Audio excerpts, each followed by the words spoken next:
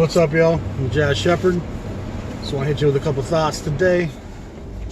Today we're going to talk about the African war mask and how that parallels jazz. And to start with, let's talk about how the African war mask was never carved so that the carver could become the best carver. He carved that mask because it was on him on some level to protect the village. It was on him on some level to protect the warriors as they went to battle.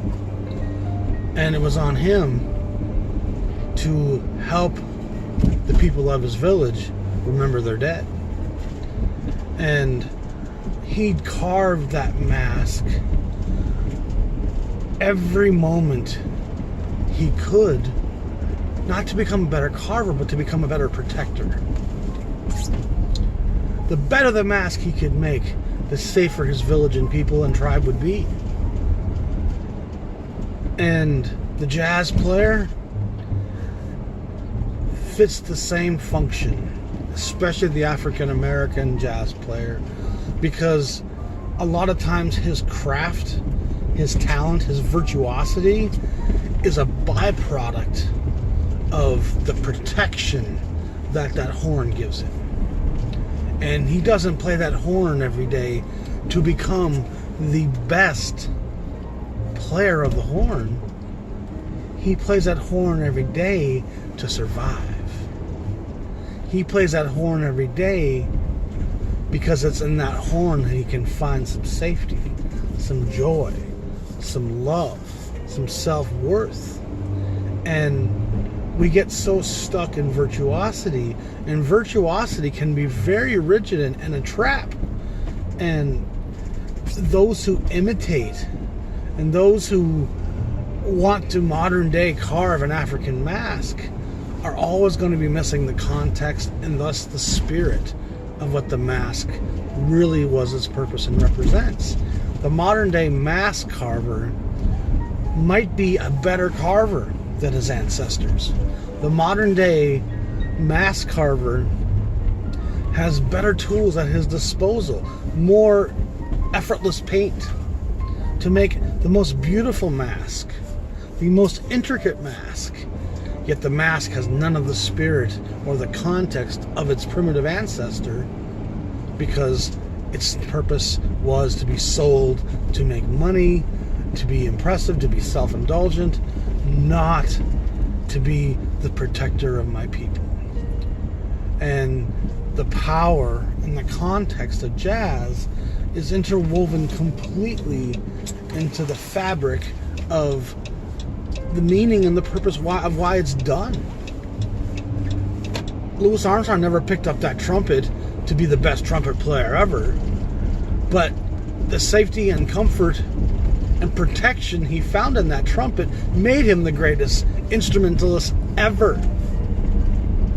See what I'm saying? That's so different than just, I'm going to play to become the best because I want to be the best for my ego's sake. And that's how I'm going to sell the most records, is by being the best. And so African American jazz, especially from pre-civil rights and through the civil rights era, is such an honest mask of protection that says this coded symbology of survival. And it's so difficult for us to imitate that. And they might play great baseball in Japan, but when we talk baseball, we talk Ty Cobb, Babe Ruth, and Jackie Robinson.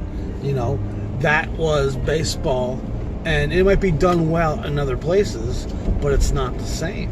And the context of the African mask, the protection of that magic,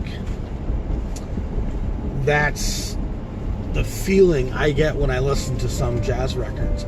And the virtuosity is a byproduct of my desperation. The virtuosity is a byproduct of my situation. And the intensity of my playing isn't some imitation of me trying to aggrandize myself and seem like I am some intense person. The intensity is a reflection of my environment and my experience and how I'm handling it.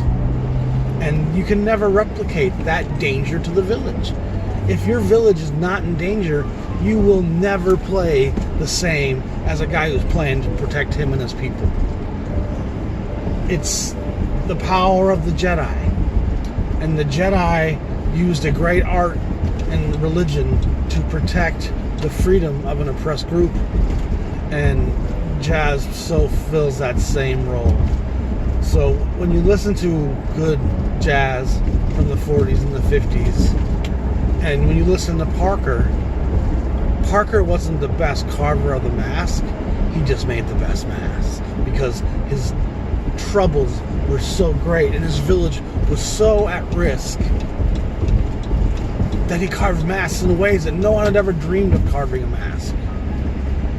Monk comes along and he decides that we're going to protrude the cheekbones on my mask and I'm going to cut an eyeball out and I'm going to leave an ear open and one closed.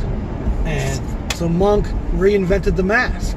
But again, it was the protecting of themselves and the solitude and the safety that made them the great improvisers and the great artisans of mask carving that they became.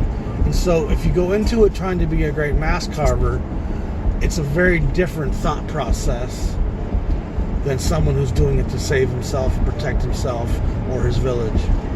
And so let's get the context of that in jazz straight, because when it comes to ownership of the mask, someone from Ghana to Hong Kong can make a mask today to replicate an old war mask, but it doesn't give them ownership of that mask.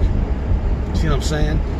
Jazz belongs to the African Americans, especially those from the pre-civil rights era, because it was they who made this a form of protection. And if it's not protecting you, it's an imitation of a different kind, and it's expressing something very different, and its underlying motivations are going to be different too. Whether that motivation is, look at me, how great am I, or geez, let's try to make some money on this, that's a very different motivation than, my God, this is the only place I feel safe. Y'all have a good day. I'm the Jazz Shepherd. Peace.